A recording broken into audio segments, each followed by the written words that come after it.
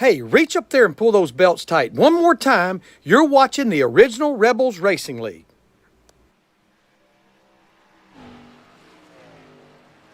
Good evening, race fans, and welcome back to the Late Night Rebels Original Rebel Racing Series. Today, we're at the virtual Iowa Speedway for our second round of Chase Playoffs, where we're taking the top 12 and getting ready to decide who the season champion is going to be. As always, my name is James East on behalf of Team Goon Squad Broadcasting. Always a great time being up in the booth with all of our friends from across the country, supporting their favorite late night racers. As right now, we're going to send our drivers out for single car qualifying. Let's see what Brett Grunwald, the number 5 machine, can do here today.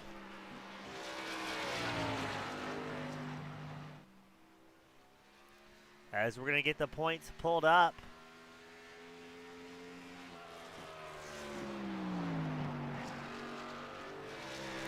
Our current Chase Playoffs drivers are going to be Garrett Kinder, Dakota Kemper, Bill Stringfellow, Jeff Paisley, Steve Loving, Josh Oswalt, Jamie Dobbs, Kyle Roberts, Kai Shepard, Alan Wernicke, Brett Grunwald, and Charlie Gates have made it to this round of playoffs. Again, we've only taken 12 to this round, and after tonight at Iowa, we are going to whittle it down to 8 when we go to Homestead on November 2nd. So it looks like we are going to have 1 week off for these drivers for the late night series before we're back in action on November 2nd. Right now it's Michael Morrison in the number 21 Chevrolet setting the fastest time with a 23:18. But a lot of great fast drivers coming out here today. Looking like it's going to be about a 20-car grid. Let's see what William Griffith can do with the number 12 machine as well. His opening lap was a 23:79. Does he improve on that? He does not with a 23:41. Morrison holds on to it, gets a little bit faster with a 23:09. Let's see if anybody's going to be able to unseat the number 21 driver. Alan Wernicke out on track. His first lap, a 23:24. And he was going to have to settle for a 23:24 as he takes an alternative line through the start-finish line straight. Let's see who else is out on track. Garrett Kinder, number 13 machine, out there rolling in his Ford Mustang.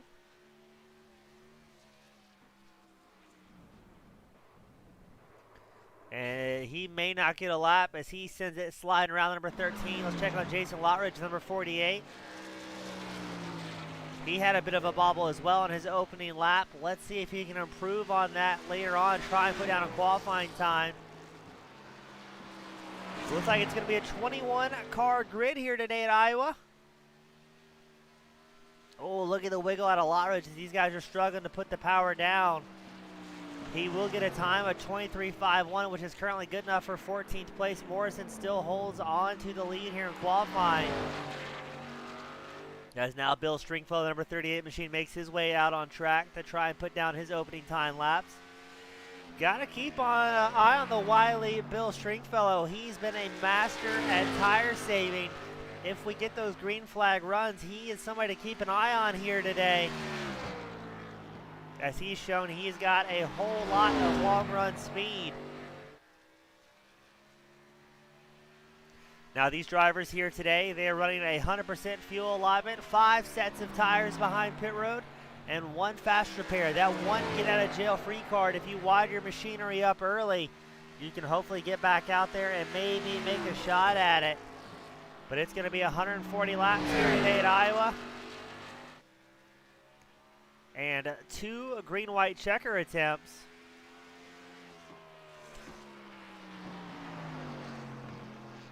As look at that, Bill Stringfellow, the number 38 machine, edges out Michael Morrison. Able to click off a 23:02, 700ths of a second faster than Morrison and the number 21 machine. Only 1 driver has not gone out yet for qualifying. That's going to be Gene Watkinson in the 111. Garrett Kinder has not put down a qualifying time. I don't believe he's going to go back out after he bobbled on his opening lap here today. And Stringfellow, after putting down his 2-time laps, is going to go out and try and get a little bit more seat time in. to prepare himself for this round of chase playoffs for the original Rebel Racing League Late Night Series. As always, thank you to our fans, friends, and family from across the world tuning in, supporting your favorite drivers of the Late Night Series. As these guys always go back after the broadcast if they don't have it playing on a separate screen, and they absolutely notice who's cheering them on as Stringfellow practices his pit entry, possibly preparing for that green flag run later on, and that will bring qualifying to a close here today at Iowa.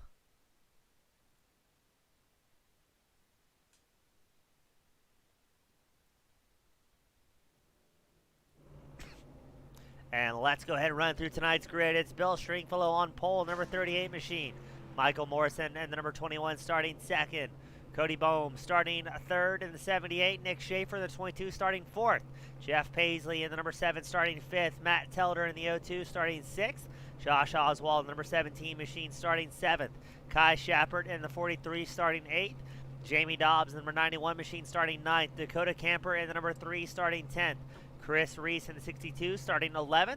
Kyle Roberts in the number 35 machine starting 12th on today's grid. We've got Alan Wernicke in the 72 starting 13th. Charlie Gates Jr. starting 14th in the number 55.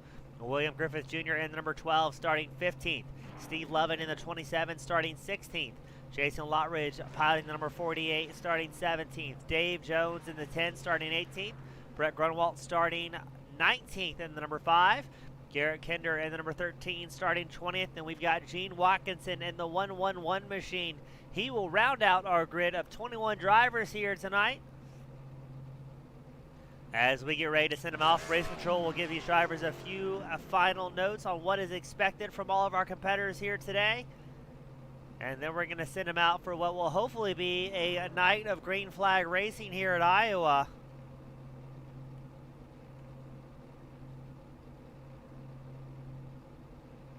Again, it's going to be 140 laps for our competitors. It will be interesting to see who's going to bring it home on top this stage in the chase. Who's going to try and play a little bit safe and just finish inside that top 8 here today. Because you've got a lot of fast drivers coming out who are all vying for that spot to make it to the championship round November 9th in Chicagoland.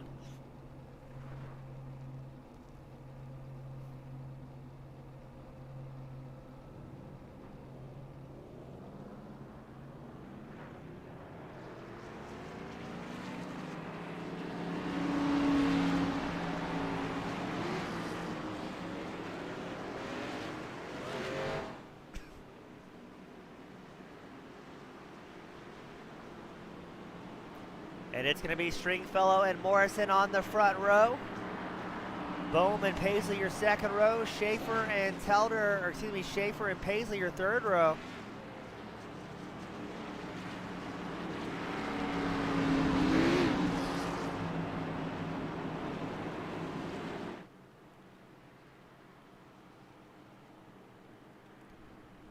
We've got our good friend Joseph Penn here tuning in, supporting the league, supporting his broadcaster, and supporting some friends. Always great seeing Joe. And really all of the Penn family when we get the opportunity.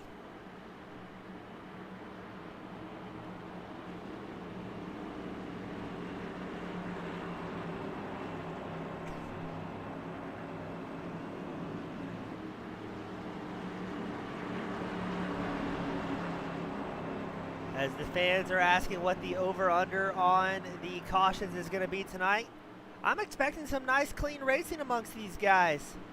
It's a tough track, but I think if we can get through the first 10, 15 laps, we're going to look pretty good. But I've eaten those words plenty of times before, so we'll just see what happens out here on the track.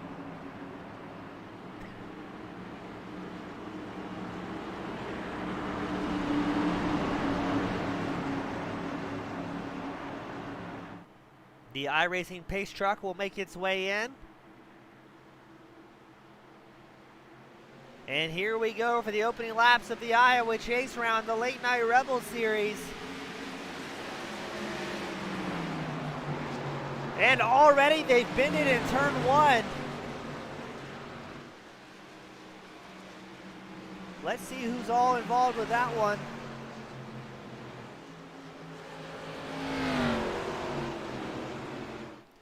It shows Nick Schaefer. Let's see who else may be tagged in that one. It looked like William Griffith went for a ride.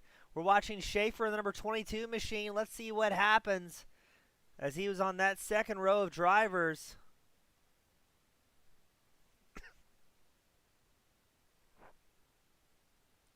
And just too early for any big moves. Schaefer, he's going to collect a couple drivers there, unfortunately. And let's watch that one once more. I want to see that from a different angle and see who might have been tagged there. It wasn't Griffith. So whomst was it here? Shows us the O2 machine. I'm not entirely sure who that is.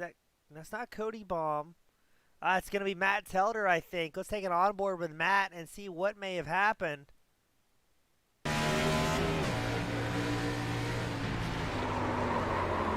not sure if Schaefer might have checked up there, but Telder just gets into the back of him, sends him careening around, and we're going to try and get that overlay updated for you.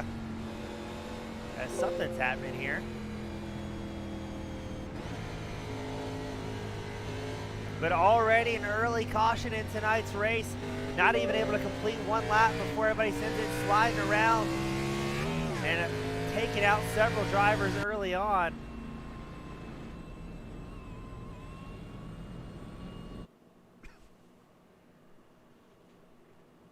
So it will be Stringfellow, Morrison, Bohm, Telder, Paisley, your top five, as we bring out the first caution of the night.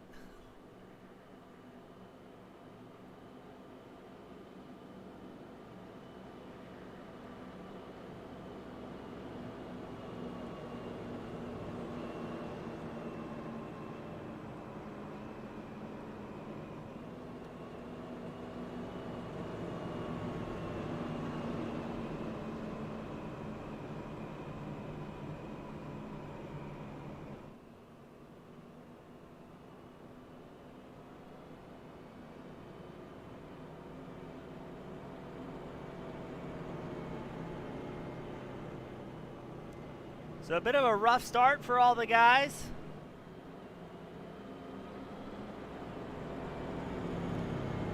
As Schaefer may have went back to the hauler early on, the number 22. Not sure if Griffith took any damage or not, as he has went back to pit road. But it appears, I believe Griffith is back out on track. Yes, he is, the number 12 machine.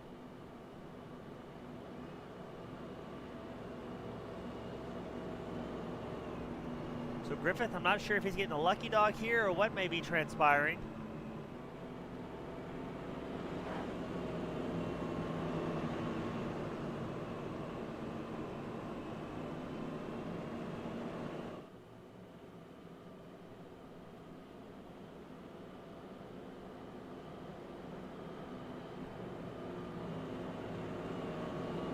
But we'll try and get him gridded up once more, see if we can get him pointing the right direction. And maybe get a race going on here today.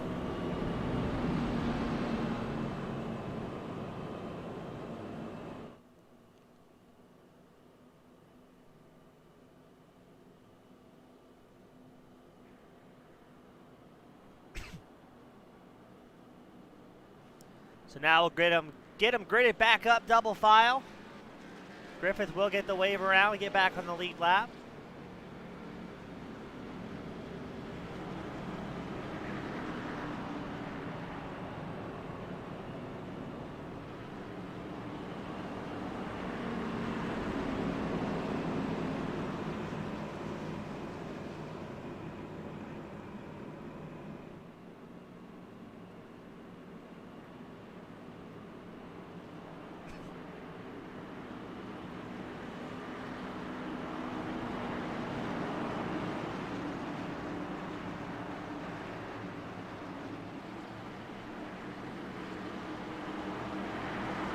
As that iRacing pace truck will make its way in this time by, we'll send them back out.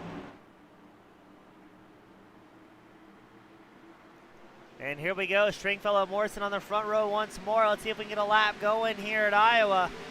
Otherwise, our competitors and friends are going to be in for quite a long night.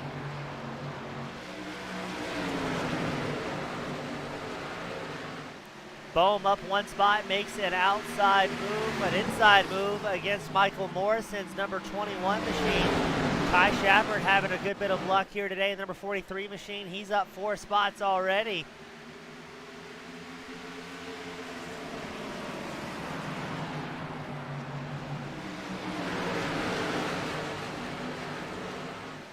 We got one driver that pushed far, far outside the wall. I'm not sure if that was Paisley, who shows down 3 spots from where he started. Now running 8th after starting the race in 5th.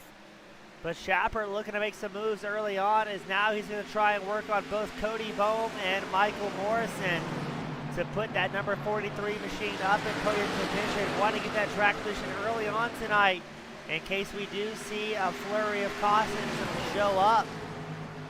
Track position will be key, especially if it ends up being a short run race. Now that being said, if we do get to start to see some long runs here today, the guys that are taking the gamble on tire savings may pay off dividends for them.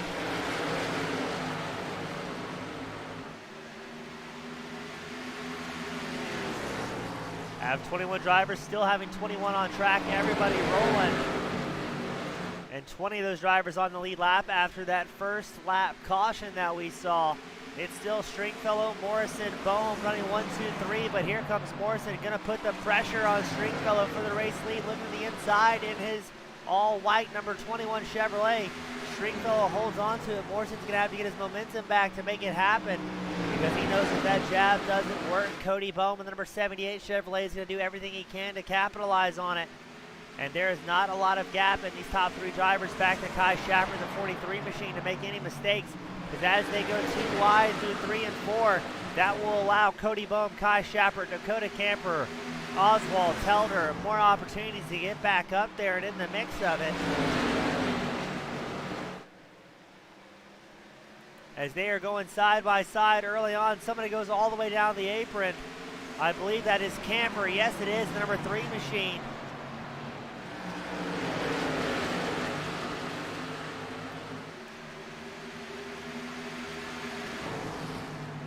Jason Lottridge has it off track, able to hold on to it. Kai Shappert moves up into 3rd, getting just ahead of Cody Bohm.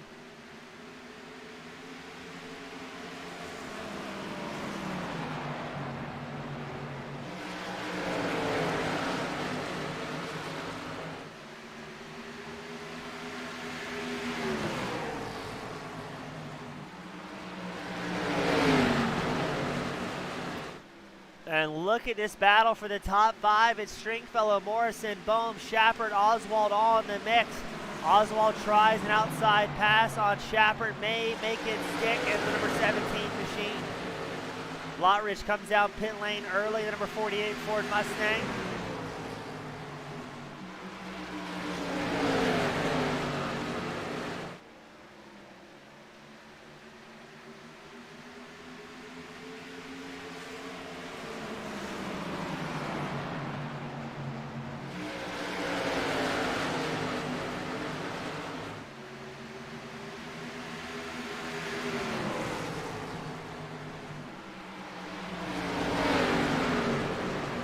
Guys are pushing hard. It's only lap 16 out of a 140 lap race.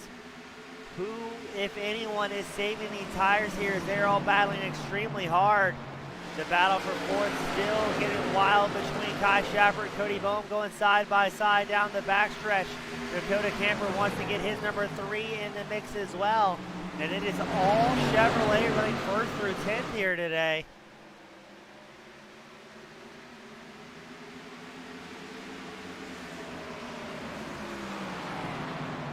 Shappert still on the inside line, side by side with Camper. Camper in the bright chrome number 3 machine on the outside of the racetrack.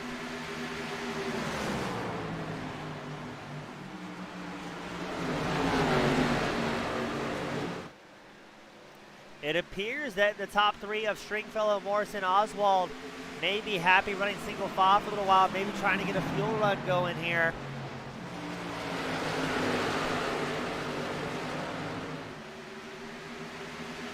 as Shafford still seems stuck on that inside groove, not able to carry as much momentum as he would like. And that's also going to really cook up the tires, number 43, and make him work a little bit harder on those Goodyears to keep the forward momentum. I would imagine he'll try and slot up here shortly, but no, he may lose a position to Matt Telder as well. Up front, Cody Bohm trying to put the pressure on Josh Oswald to put himself back into podium position, but Oswald not having any of it.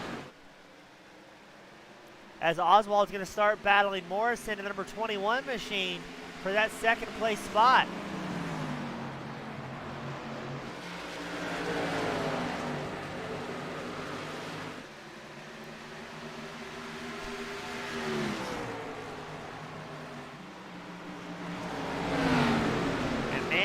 These guys fighting hard here today at Iowa. They're going side by side for second. They're going side by side for fourth. Just great racing all across the track here today.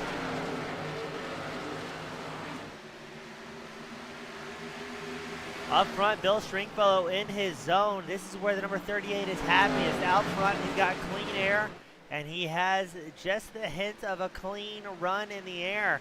And that is where you'll see Stringfellow, number 38, really stretch his legs and start to extend a gap over the rest of the field, especially if they're battling side by side. And speaking of side by side, check this out.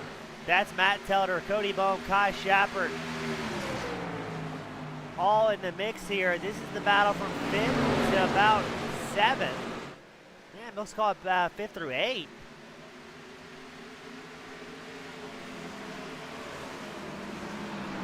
Telder trying to make the inside line groove work against Bohm. But as the car's starting to tighten up, that's going to be a tough line to hold, as it'll naturally want to drift up the racetrack and towards that outside wall. And there's another competitor in your way. You're looking into a rough night and possibly taking somebody else out.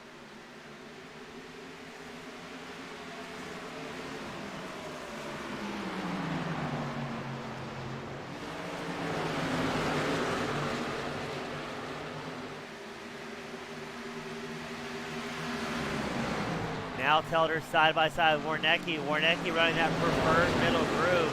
That seems to be the faster way around the circuit, and it's got to be easier on the tires. As Telder is down 3 spots, now running 9th from where he originally started. We'll go back up front. It's going to be Michael Morrison, Josh Oswald, Dakota Camper in a 3-car battle for second. This has allowed Stringfellow to really stretch his legs. Like we were talking about not too long ago. And look at that. Morrison tags the outside wall. That will stall the run of these 2nd through 4th place drivers. And now Stringfellow has a 1-second gap on this pack of guys.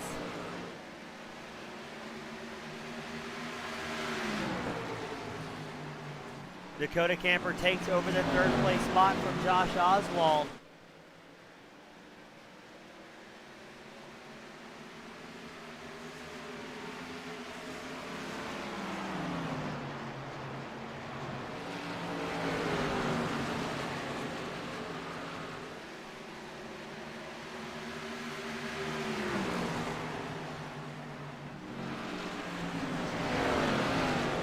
Watching the battle for 3rd here between Oswald and Morrison, but we're going to have a caution interrupt that, as lifetime in scoring shows Dobbs and Lottridge involved in that. Let's take a quick look. So you're watching Dobbs in the yellow and black number 91. I'm not sure if he checks up there, but gets hit by, I believe, Paisley. And then the field scatters around to avoid getting into Dobbs. And let's see what happened to Lottridge, who also showed involved in an incident. Lottridge in that white, blue, and black number 48. He checks up hard to avoid the spinning cars and thankfully doesn't get tagged in that one. And that will bring the field down pit lane for tires and a little bit of fuel to maybe make it a bit further in the next run.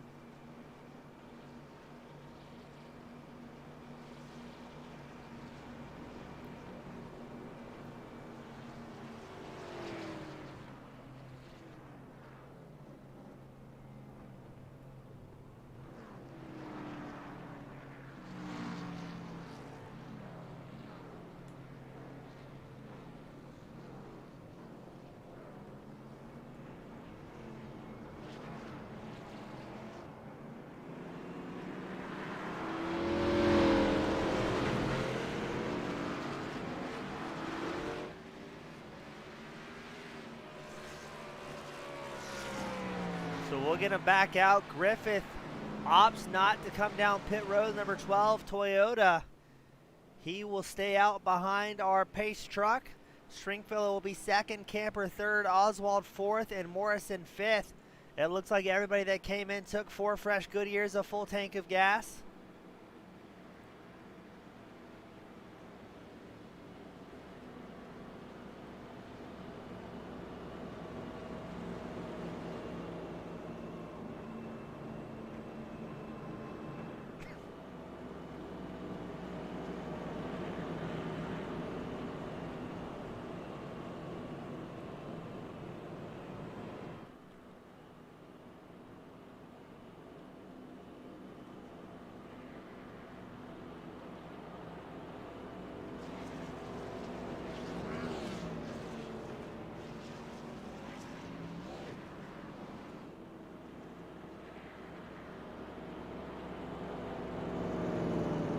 And that will be our second caution of the night.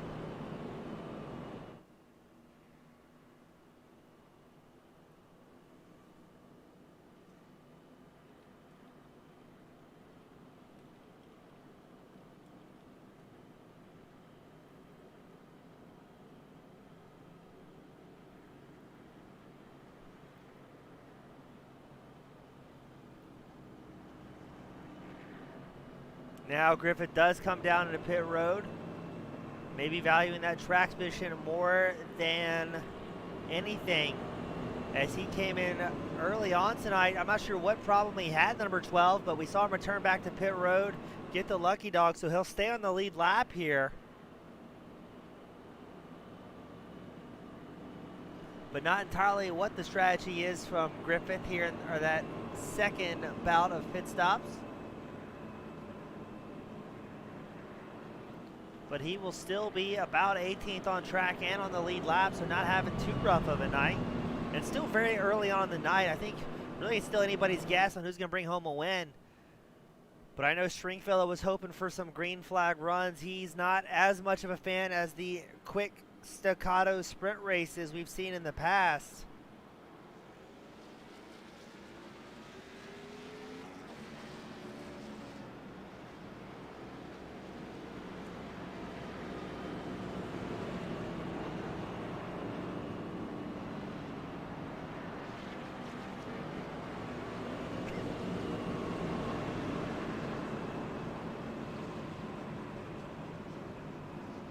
We'll get him gridded back up.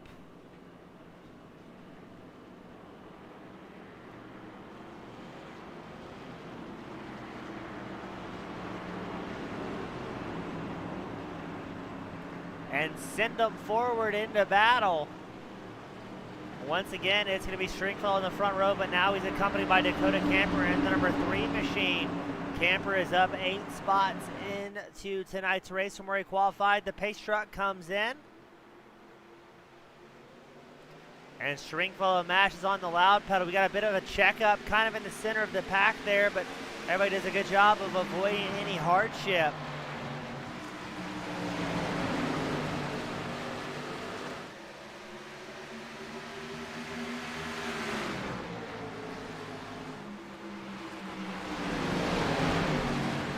Dakota Camper running second is being chased by a field of drivers. He's got Oswald, he's got Morrison, he's got Bohm, all trying to get some spots early on while the tires are the freshest. In theory, this is when the guys should be able to come out and put down the fastest times, but Morrison has a checkup.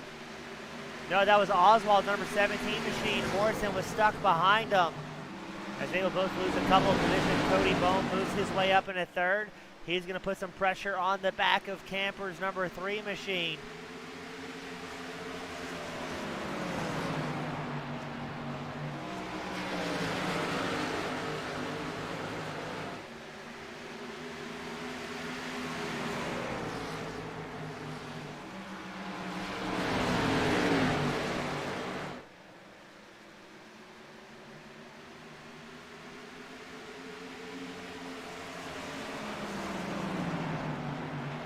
And once again, the caution strikes, as it looks like it's going to be Kyle Roberts. Let's take a quick look and see what may have happened. Robertson, number 35 machine. Oh, just nowhere to go as the 55 got loose of Charlie Gates Jr. Sent Roberts across the track into the infield. He'll hop on the rookie, or the Legends Oval portion and get back, run the right direction. But that will be our third caution of the night. Only about 9 laps from our most prior caution.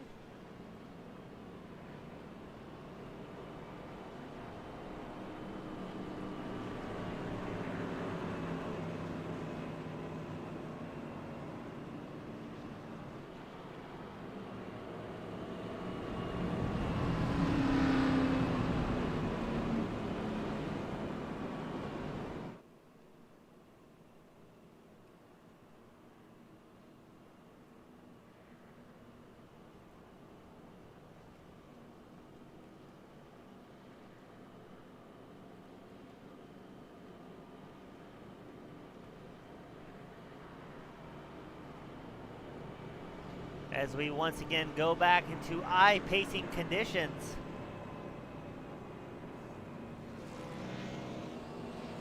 Shepard, Gates, Schaefer, Roberts, Grunwald all come down pit road on lap 39. Maybe grabbing some tires and possibly betting on a green flag run later on.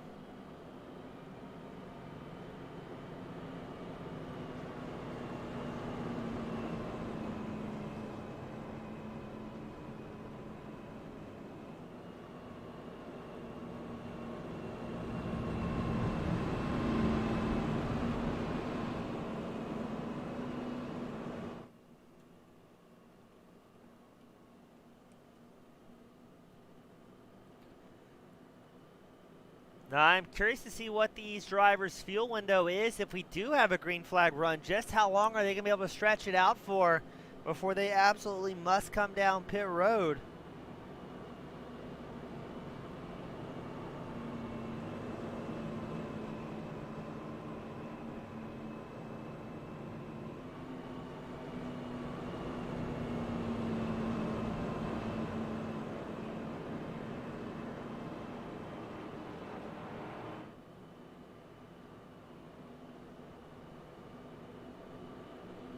We're going to get them gridded up once more behind our pace truck.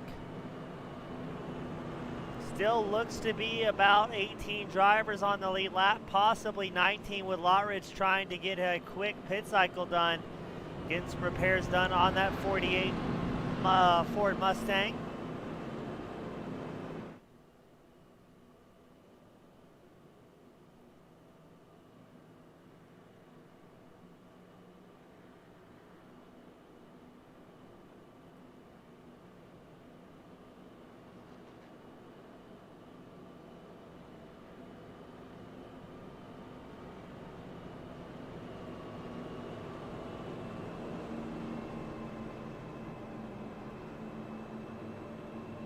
As they will be going double file this time by.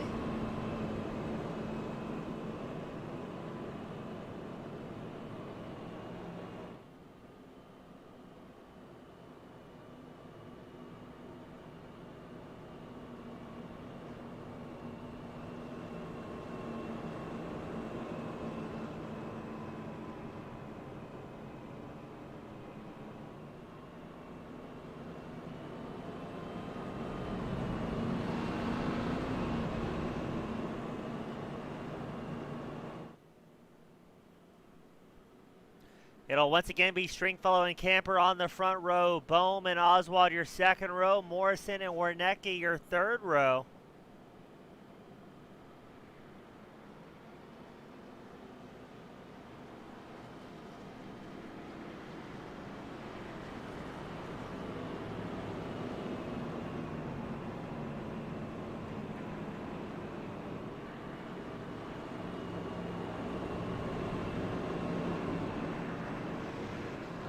Reminder, that is our third caution of the night. The live timing and scoring tower on the left side of your screen, showing you where your favorite driver is.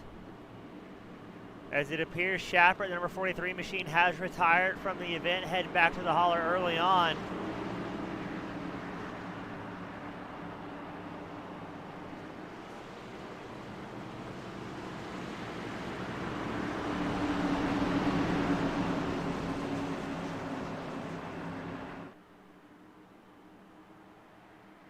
Pace car is in, away we go.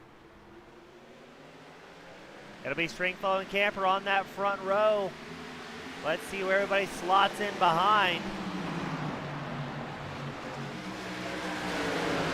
Stringfellow running nice and tight through turns 1 and 2. Cody Bohm's going to follow his way through up into second place, and the number 78 Machine Camper will get dropped back to third. Here comes Oswald, Morrison, and Warnecki battling for position as well, all inside the top 5. Warnecki moves inside the top 5 ever so briefly. Let's see if Morrison can answer in the number 21 Machine going into turns 1 and 2. He will be stuck in that bottom groove, which we have historically seen is not the fastest way around the racetrack. As we're going to go back to Warnecki. Warnecki on the outside, the 72. Morrison on the inside in the 21. Right behind them, you've got Chris Reese and the 62 Machine.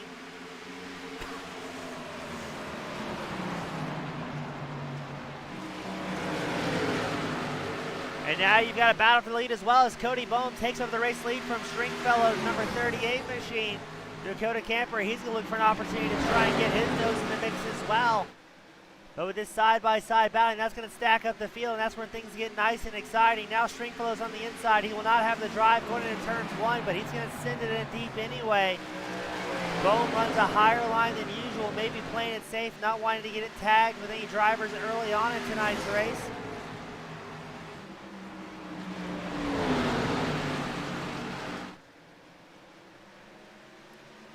But they're going to battle hard for that top spot. Looks like Stringfellow's going to slide into second here. Maybe thinking to live a fight another day, keep the tire weight underneath him, and maybe plan for a long run, as that is Stringfellow's specialty.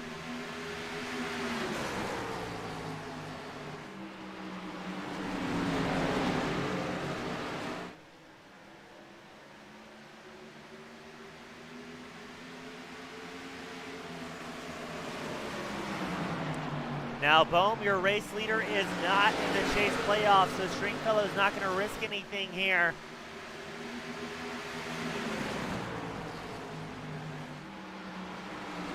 To try and battle with somebody that's not necessarily in the championship contention. Yes, a win would be nice, but a championship would be even better for the number 38, as he is chased by several other drivers in the contention.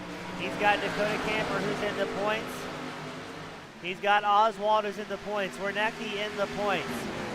Kinder in the points. So Stringfellow, our current fastest driver out of our chase entries.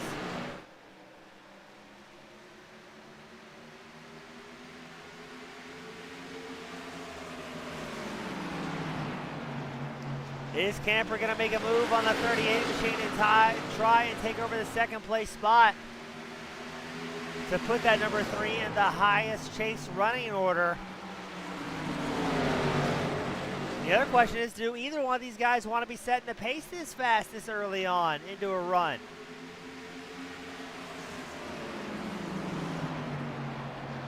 But they have really no opportunity to feel safe here, as it's Stringfellow, Camper, Oswald, Warnecki, Kinder running 2nd through 6, all chase competitors.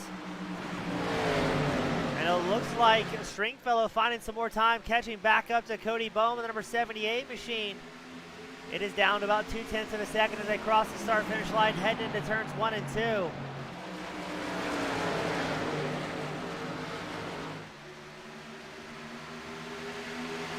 And here comes Stringfellow once more in the 38 Machine to battle for the lead. Dives it up the inside line. Will he be able to slide up and out in front of Bohm? Yes, he will. Camper will not be able to make the same move. He's going to settle for third, but Bohm's going to answer once more.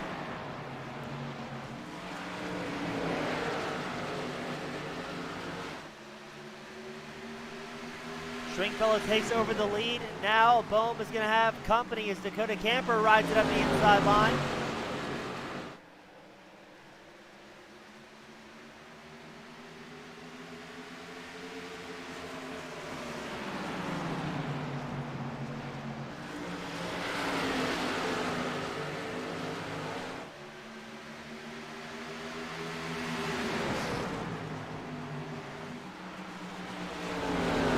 Camper works his way up into second ahead of Cody Bohm. Right behind Bohm, you've got Oswald and Kinder, as well as Matt Telder. Really, the field is pretty fairly packed together this late in the run. Still 19 drivers on the lead lap.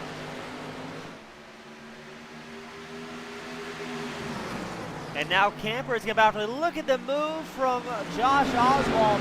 Absolutely sends it up the inside in turn 3. Unable to make a move on Bohm, but that has got to have everybody a little bit worried to see the aggressiveness of the number 17 early on. We've got our current hard charger, Garrett Kinder, number 13 Ford Mustang. He's worked his way up 17 spots, now in podium contention. Behind two other very fast competitors, Bill Stringfellow out front, Camper in second. It looked like Camper was going to take a few jabs at Stringfellow.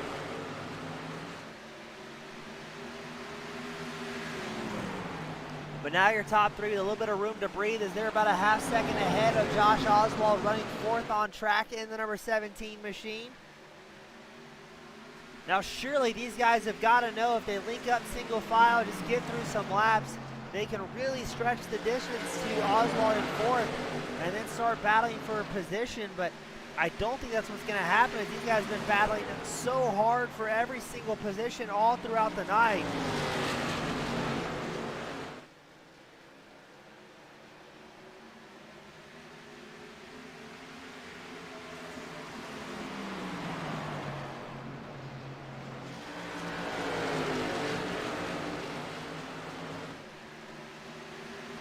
As Stringfellow, Camper, and Kinder running 1, 2, 3, they have extended their gap to about 0.7 of a second over Oswald. Oswald kind of in no man's land by himself, as right behind him he's got Dobbs, Bohm, Telder, Loving all battling for the spots. But Oswald's got to enjoy the clean air on the front of that number 17 machine. As they're about 30 laps on a set of tires, they will start tightening up here shortly if they haven't already, as these guys are about 1 second off their fastest paces of the race. Now here comes Dobbs, the number 91 machine, to try and challenge Oswald, trying to look to the outside line, maybe work that side draft, and he's going to have it going into 1 and 2.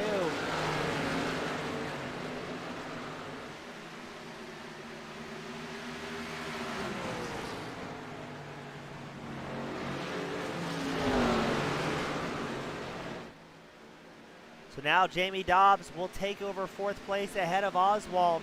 Oswald now has Telder to worry about in the O2 machine, trying to hold on to a top 5 finish. Again, we're taking the next 8, the fastest 8 drivers in the Chase playoff to the next round. So Oswald's still in a good position here.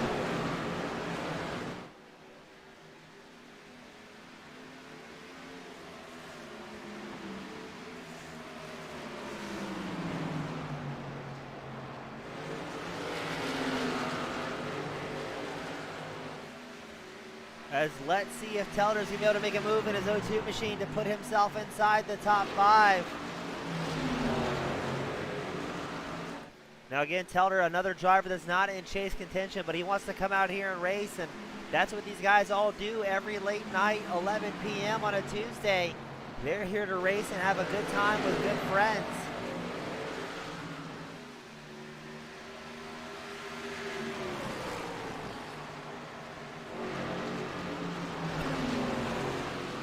As Telder almost right on the bumper of Oswald, 1/10 off. He's going to look at the inside line, crossing the start-finish line straight, heading into turn 1. We've seen Oswald do that exact same move prior.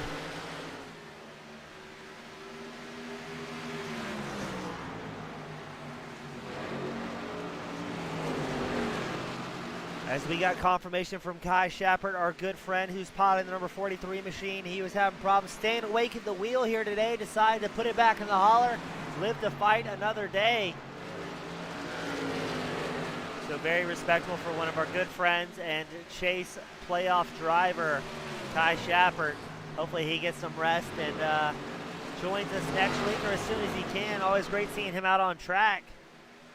I've got to say, I can kind of relate up here in the broadcast booth. It's been a long day for Team Goon Squad Broadcasting, but we're in it to win it, checkers or wreckers. As now we're watching Telder try and catch up to Dobbs and put himself in a 4th place spot here today. Dobbs is in the playoffs, but he knows a top 8 finish is the goal for that number 91 Ford Mustang.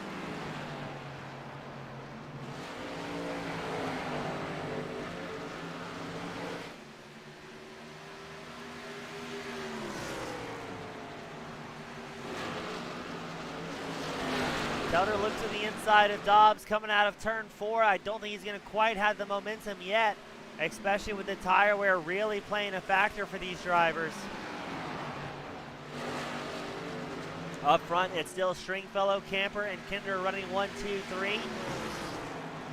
They've got about a 2.5-second gap over 4th place Jamie Dobbs, who's got his hands full with Matt Telder with his own battle.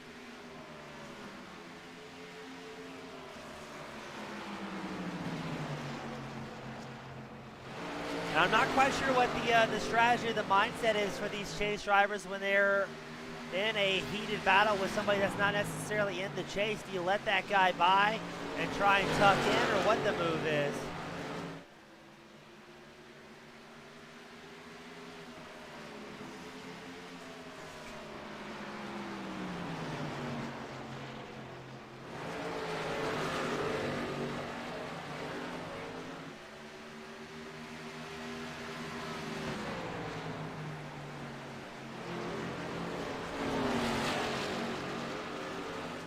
As our top 3, they're about 1.1 seconds off their fastest laps of the race.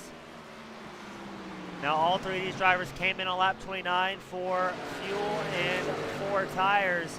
Alan Wernicke appears to have come down pit lane, number 72 machine, going for a short stop. He may be able to make it till the end here on fuel if we can go green.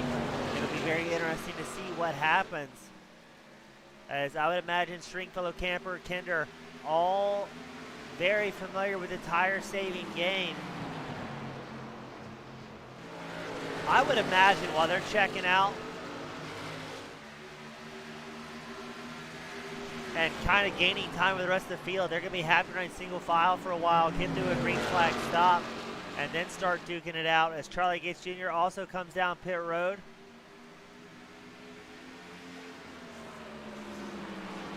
Got the number 22 of Nick Schaefer and his Toyota Camry. He drops down very low to allow the race leaders through. Well done.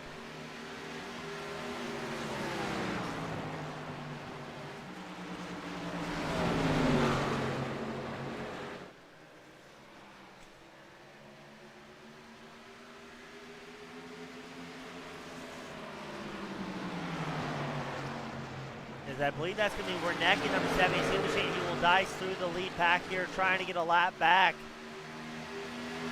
Wernicke is about 2 laps down with that early short stop he did. A bit of an undercut, taking tires. But he will get a lap back early on.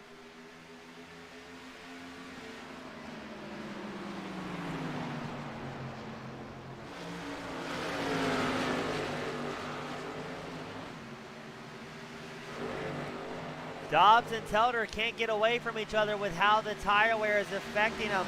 Dobbs came on lap 31, Telder on lap 29, so Dobbs only has a couple lap tire advantage here.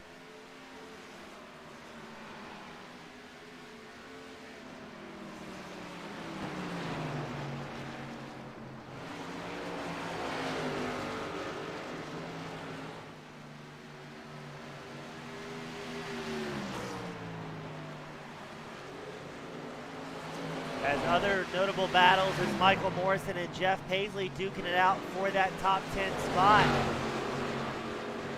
Morrison goes very wide out of turn 3, but it looks like he's going to carry some very fast momentum as Paisley running that middle groove, not able to drift out wide like he would normally want to, knowing that Morrison is there. And again, that is going to be a more aggressive line on the tires here at Iowa. Paisley holds on to that 10th place spot. He's still down 5 spots from where he finished tonight.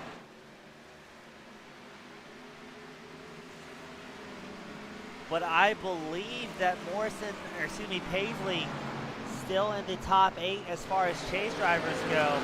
As you've got Telder in the mix, Oswald in the mix, you've got Cody Bohm, Chris Reese, all drivers that are not in the playoffs.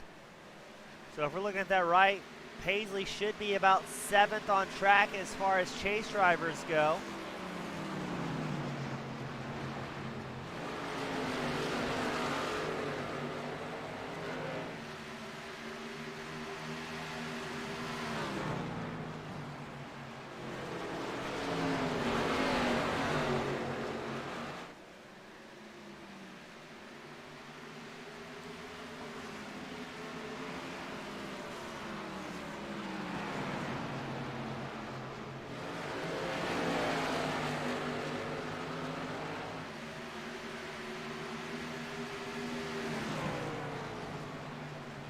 Let's see what other notable battles are on track.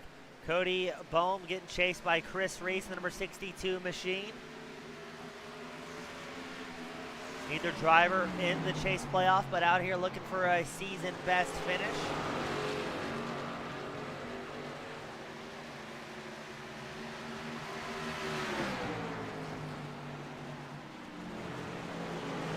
And they're going to continue the side-by-side shenanigans.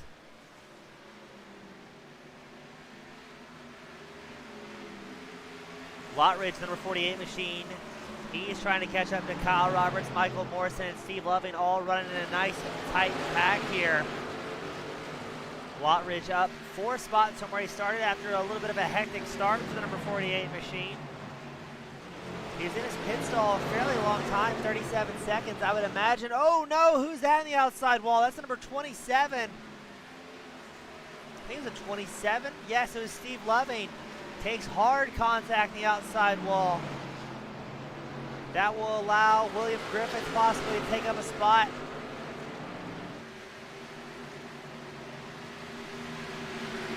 No, Griffith has a little bit of lap traffic to play with before he can catch up to Loving. He's got the 55 of Charlie Gates in the mix.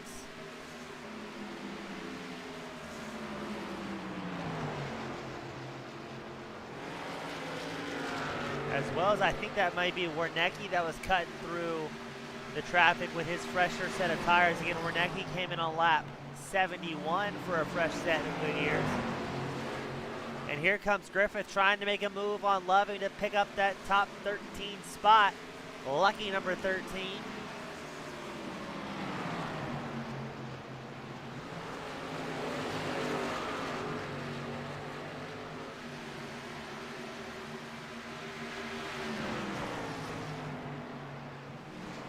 As Griffith and Loving go side by side. Will the pass get completed here? Morrison, number 21 machine, he comes down pit road on lap 87. We're going to go 3 wide at Iowa. A very gutsy move from all parties involved. Loving doing everything he can to hold off William Griffith Jr. Kinder comes down pit road as well, number 13 machine.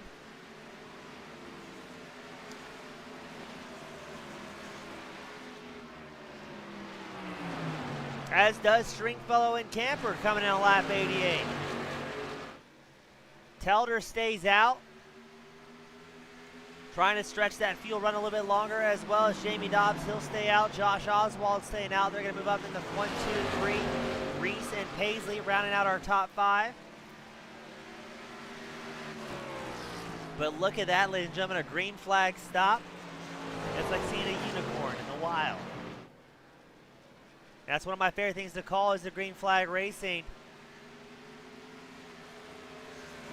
Allowing these guys to show their strategy on and off the track, both their driving ability as well as their planning. Because we've seen races won or lost on pit road, either with good or terrible calls or possible penalties. Looks like everybody able to get in and out. No speeding road penalties for our competitors so far, as we've got Paisley, Lottridge, and Grunwald getting into their boxes.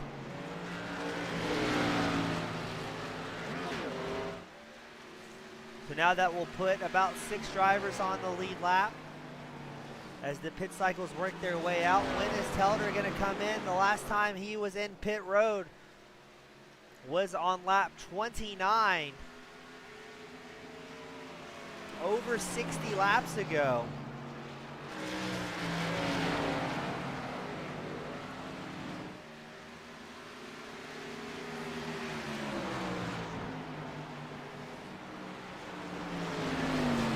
So far, we're seeing a fuel window of about 60 laps, 60 plus laps for our competitors.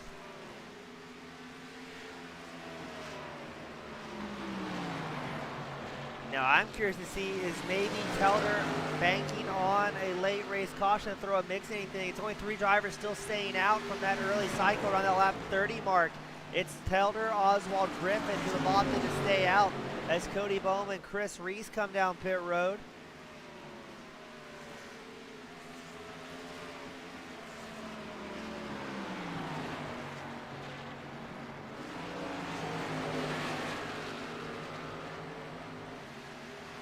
Now the good news for these drivers is if they can just keep the momentum and make their stops, stick to their schedule, and fully commit to the program, they will have the freshest set of tires for the remaining 55 laps here at Iowa.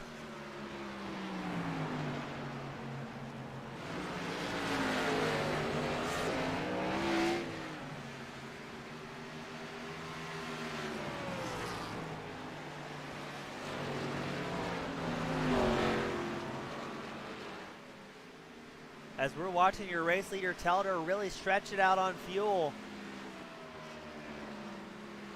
He's still about 5.5 seconds ahead of second place Josh Oswald and about 13 seconds ahead of third place William Griffith. It's 2 Chevrolets running first and second with a Toyota rounding out the top 3. And we are going to have a caution, and this is going to be a huge mix-up for a lot of the competitors. That's going to put a large portion of the field a lap down here and allow Telder, Oswald, and Griffith to pit under caution. Let's take a look and see what brought it out. We're watching Bowman with the number 78 machine. What happens? He just gets loose all on his lonesome, locks it up, and unfortunately sends it careening. He was so close to saving it. Oh, this is going to really shake things up, as Telder, Oswald, and Griffith at the time of the caution were the only 3 drivers on the lead lap. That will allow them to come in, take a fresh set of Goodyears and a full tank of gas where they know they can make it all the way to the end here in the closing laps. Only 43 laps remaining. And that will allow Garrett Kinder to get back on the lead lap as well.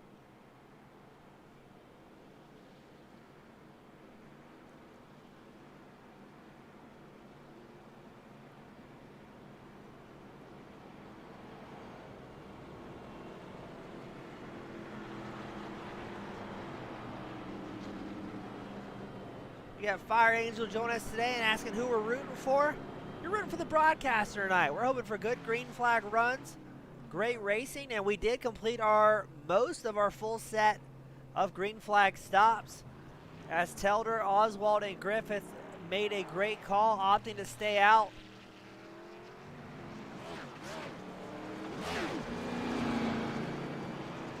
And is that going to put Garrett Kinder as your race leader here? He gets back on the lead lap. He's on 10 lap older tires than Telder, Oswald, and Griffith. And no, Telder beat him out of pit row. But now is Kinder going to come in here, grab a set of tires?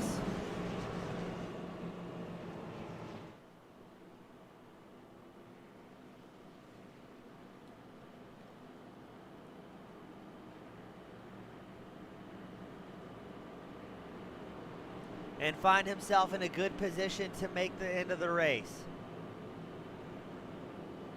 So let's keep an eye on Kinder in the number 13 Ford Mustang.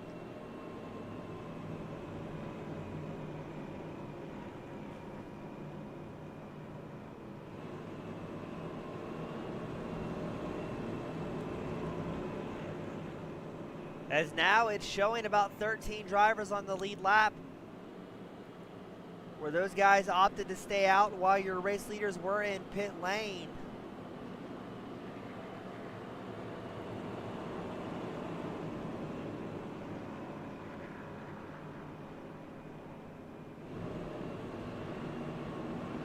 So we went from 3 cars in the lead lap to what we were expecting to be 4, to now it's 13 that are in the mix. But look, I mean, it's going to be Telder, Oswald, and Griffith who have the freshest tires. They came in the latest on lap 97. A large portion of the drivers in the lead lap came around that lap 87 to 88 mark. So in theory, those 3 drivers are people you absolutely want to keep an eye on, especially if we are able to go green till the end here. They will have the tire wear to make it and make those first few lap aggressive moves.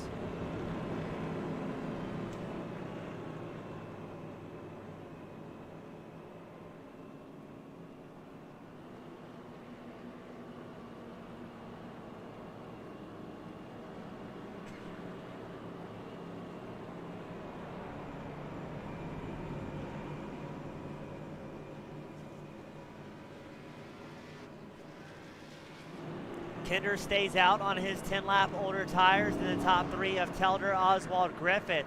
It'll be Telder and Oswald the front row, Griffith and Kinder your second row, Stringfellow and Camper your third row.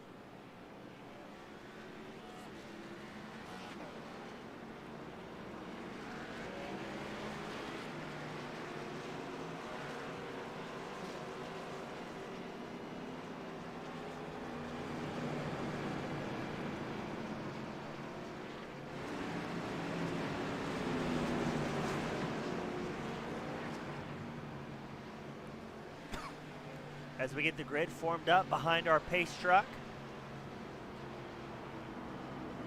The iRacing pace truck kind of looks like a fish out of water here at Iowa. You normally see that at the dirt tracks, but good to see the league admin switching things up.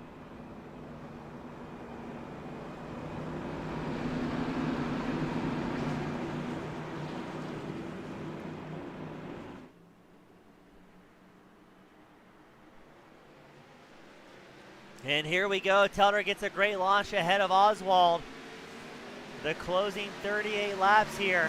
If, and that's a big if, we can go green. Those drivers that came in on lap 97 are looking very, very good here. The last thing they want to see is a caution that puts everybody in the same tire strategy and more drivers on the lead lap.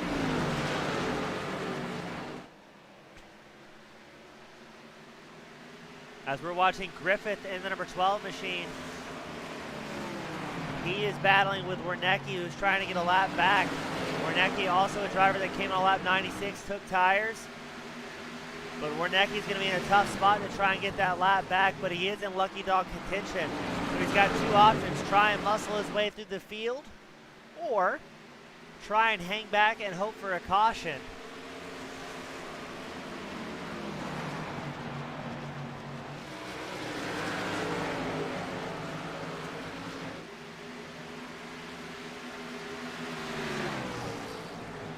As Kinder makes a move on Griffith. Kinder on 10-lap older tires, so Griffith may be playing the tire-saving game here, knowing that Kinder will fall off lap times before he does. But this has allowed Telder and Oswald to get a little bit of distance from the rest of the field. As Oswald in second place, he's about 1.3 seconds ahead of his next competition, Garrett Kinder. But he does have Wernicke, who's going to be trying to charge through the field here. Not worrying about his tire wear, just trying to get back on the lead lap. And he will get the lucky dog as we have another caution. And that is the last thing that Telder, Oswald, or Griffith wanted to see here, because that has the opportunity to put a lot of the drivers on the same tire strategy in the closing laps. Let's take a look and see what happened to Grunwald in his crash. Grunwald, the number 5 machine, riding the high side. Just gets ran over. No two ways about it. Just gets hammered by Morrison, I believe that was. And let's back that up and see if we can get a different angle and see what exactly transpired. Paisley. No, excuse me, Grunwald minding his own business, just hanging out. I think Morrison might have just sent it a little bit too deep, got into the back left quarter panel of the number 5 machine, sent him careening around. Grunwald having a pretty rough night here. Started off in 19th, currently 18th on track, but he's going to face a whole lot of damage. As this is not good for Telder, Oswald, Kinder, or Griffith, as 5th through 13th place, and then a couple more, maybe not in the lead lap, all come in for a tire set.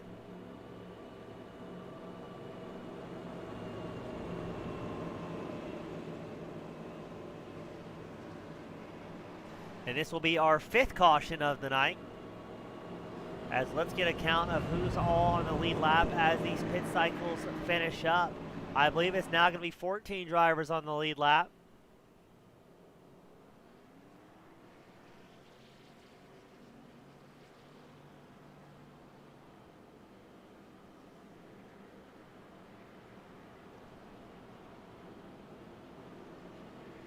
And I believe that is correct. It's 14 drivers on the lead lap. You may see Chris Reese in the number 62 machine get a lucky dog and a wave around here. We'll keep an eye on that.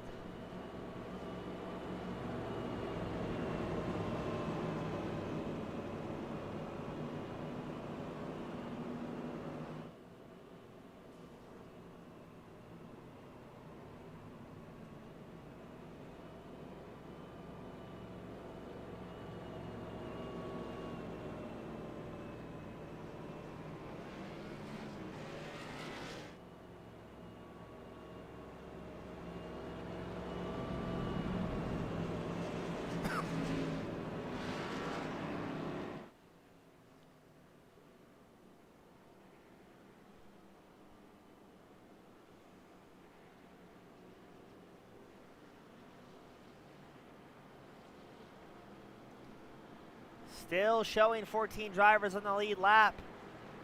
I don't think Reese got the wave around that he was looking for.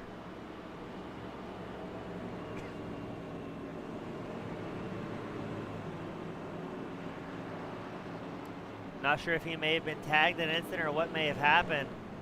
Warnecki slows down and goes the inside line. Not sure if he received some sort of EOL or what may be the problem for the number 72 machine.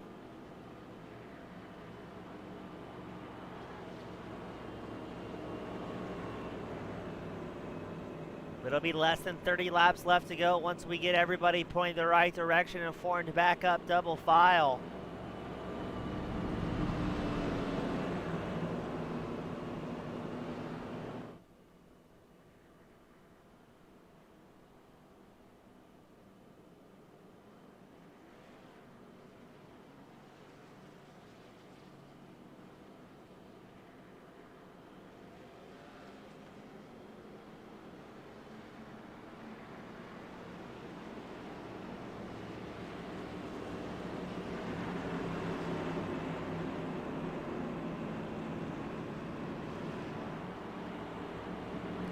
Let's see, it's Oswald and Telder on the front row, Kinder and Griffith your second row. All of these top 4 drivers came in on lap 97, save for Garrett Kinder. He came in on lap 87. Now that's only about a 9-lap tire advantage between your lead pack and a swarm of drivers behind them that came in on lap 106. Garrett Kinder's looking to be in a tough spot here in that Ford Mustang, as he's on about 20 lap older tires than the majority of the field right behind him. The pace car will be coming in this time by. It's going to be 29 laps left to go as they cross the line. And the green flag flies once more at Iowa. Telder with a great launch. He's going to try and quickly put some drivers behind him if at all possible. Oswald gets through. Now let's see what happens to Garrett Kinder, the number 13 machine, as he's got Dakota Camper right behind him on a fresh set of tires.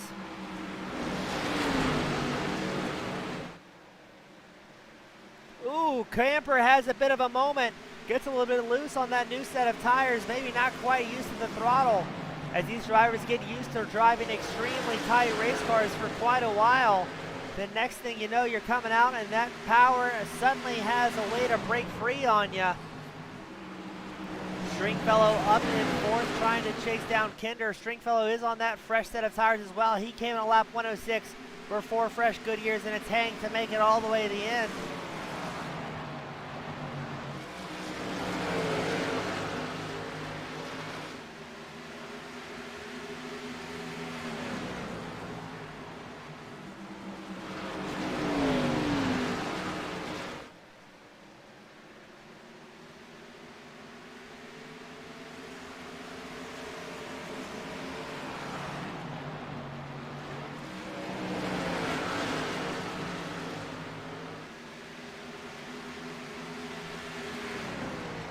As right now it is Telder, Oswald, Kinder, Stringfellow, and Camper, your top 5 in the closing laps at Iowa. 26 laps left to go as Telder crosses the line. Everybody single file, 1st through 5th here. Who is going to have the tire management to make it to the end? Because Stringfellow, he is known for the tire savings, and he's got Garrett Kinder in front of him with about 20 lap older tires. So you may see Stringfellow make a strike for 3rd place. But will that 9 lap difference between Stringfellow's tire strategy and Telder and Oswald be enough to see him put himself even farther up into the results if we go green all the way through?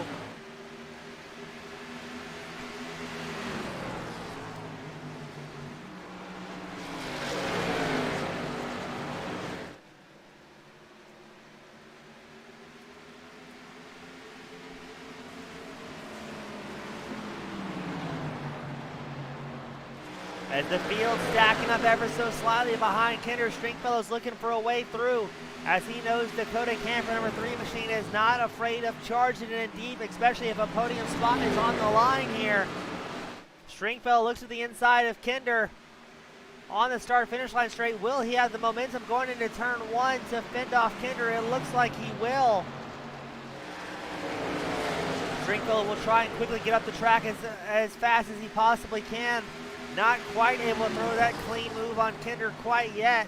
That's also going to stall the run of Camper, as Camper's looking for any way through as well. Stringfellow's made the pass up into 3rd. Now it's Camper's turn on the inside line next to Kinder. Kinder with the older tires may be falling off here. Now keep an eye on Stringfellow in 3rd, Camper 4th, and Dobbs in 6th. All 3 of those drivers are running fast after the lap 106 pit stop.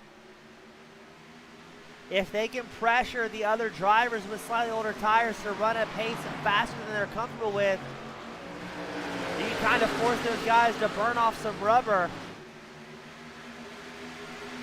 and make up some positions, as now Stringfellow and Camper are going to battle for 2nd. Look at the inside line against Josh Oswald. Stringfellow is going to do his best to fend off Camper while simultaneously making a move. And he knows if he can keep Camper behind some of these guys for a little while, he may be able to slow down Camper's charges here and keep his own tires under control. Stringfellow about 3.5 tenths back from Josh Oswald. But he may be driving the rearview mirror here because he's got Camper and Dobbs charging hard. With 19 laps left to go, I gotta wonder, are these guys communicating at all, saying, you know, let's work together, let's get by the race leaders, and we'll duke it out at the end. Generally, though, it's every man for himself. As Camper takes a peek on the inside quarter panel of Stringfellow. Let's see if Camper makes a move into 1. I don't think he's gonna have the momentum quite yet. But he's going to be watching to see what Stringfellow is doing, to see if he can either mimic the line for the number 38 machine or maybe try something different. Meanwhile, Dobbs goes to the high line. He picks up a spot from Camper. That will give Stringfellow just a breath of fresh air, as he's still following your race leader, Matt Telder, and 2nd place, Josh Oswald.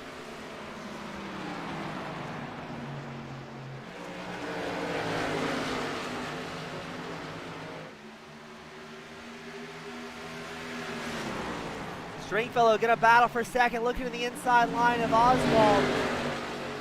Camper seems to have gotten clear of Dobbs for now,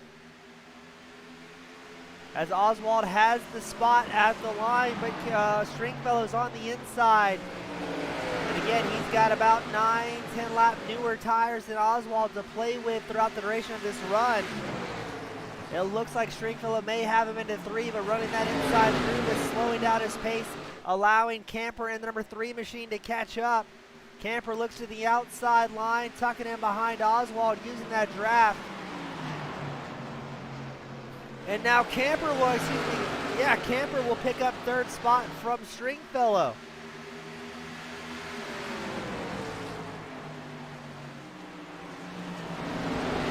These guys running 3rd through 5th are just so aggressive, trying to make spots wherever they can. I think they all have the pace to catch up to Oswald and Telder, but they're too busy battling side by side. As now it's going to be Camper that challenges Oswald late in the race with 14 laps left to go. They're going to go side by side into turns 3 and 4. Looks like Camper may get clear here. He does. So Camper will take over the second place spot from Oswald. And now he will try and whittle away at that 4/10 gap that Matt Telder currently has on the second place Dakota Camper.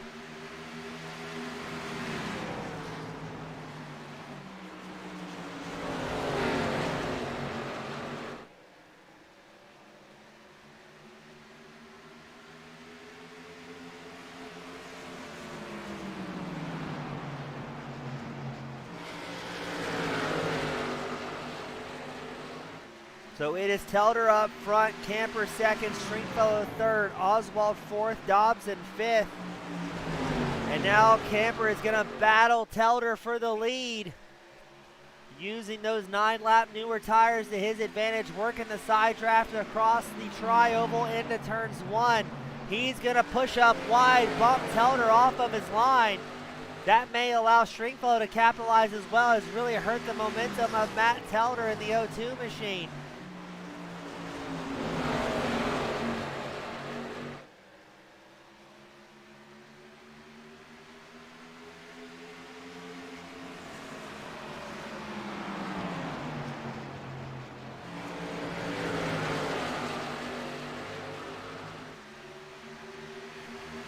So now the running order is Camper, Telder, Stringfellow, the top 3. Oswald and Dobbs round out our top 5. As here comes Jeff Paisley, seemingly out of nowhere. He's in the mix as well, trying to catch up to Dobbs and Oswald that are running single file here.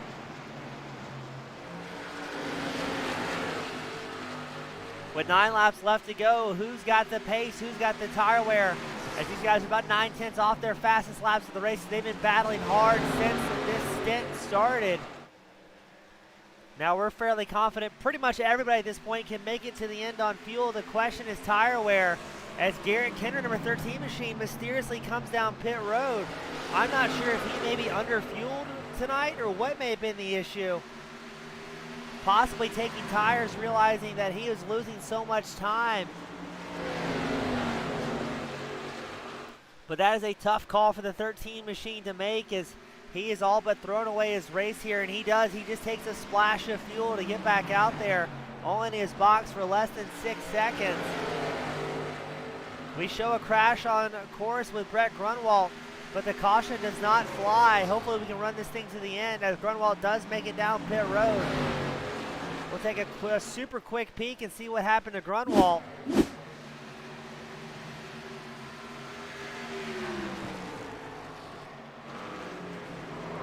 And he just gets drilled again. That's kind of been the story of the night for number 5. Can't believe the caution did not fly.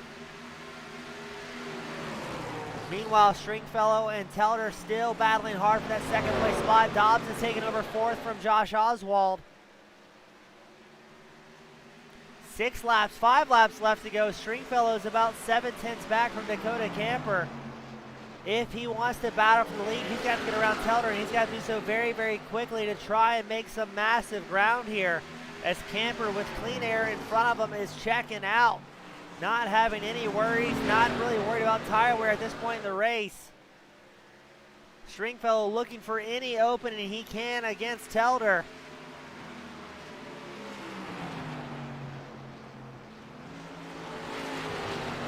But now with 30 laps on a set of tires, Stringfellow is going to be tightening up as well. Not as much as Telder, who has not come in since lap 97.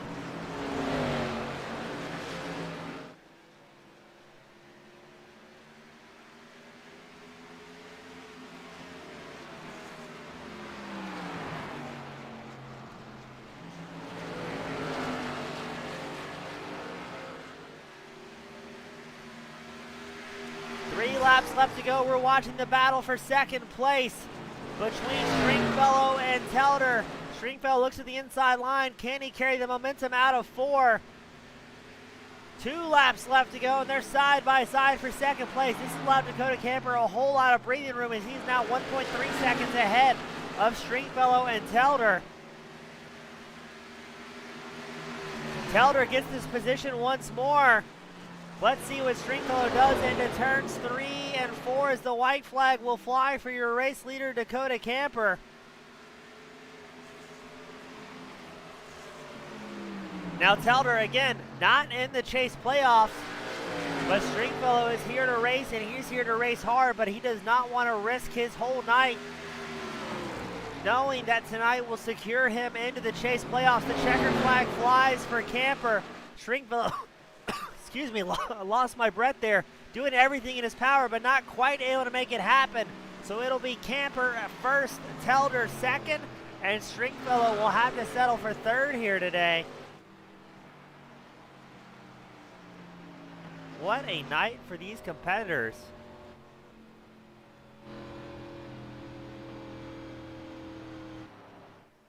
And well done, Dakota Camper, picking up a win here today.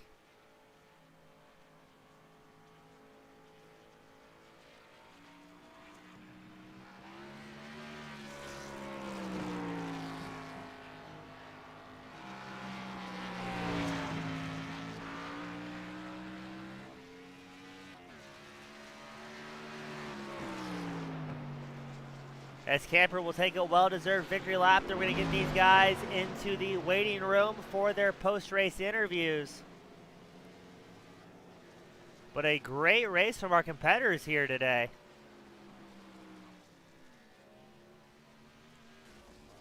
And Dakota Camper will be robbed of his victory burnout. Getting absolutely obliterated by, I'm not sure who that was on track, but unfortunately Camper robbed of that burnout.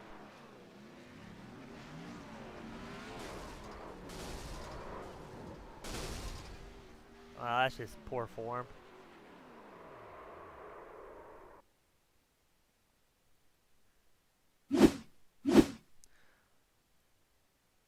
Up first in the booth, we've got world-famous Bill Stringfellow piloting the number 38 Chevrolet.